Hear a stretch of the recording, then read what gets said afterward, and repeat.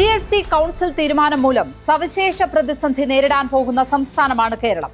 ശമ്പളവും പെൻഷനും പലിശയ്ക്കും മാത്രമായി 1 ലക്ഷം കോടിയിലധികം ചെലവഴിക്കുന്ന സംസ്ഥാനത്തിന് മറ്റുള്ളതെല്ലാം മുടങ്ങും.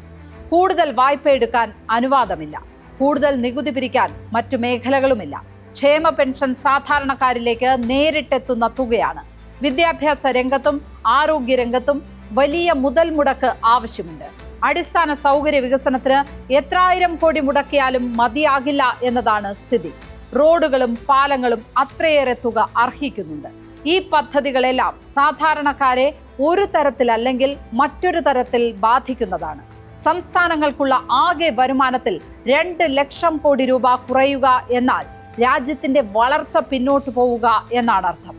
ആ തുക കിട്ടിയില്ലെങ്കിൽ പിന്നെ ഈ നാട് എങ്ങനെ ചലിക്കും? സ്പോട്ട്ലൈറ്റ് ഇനി നാളെ മറ്റൊരു വിഷയവുമായി ഇതേ സമയം.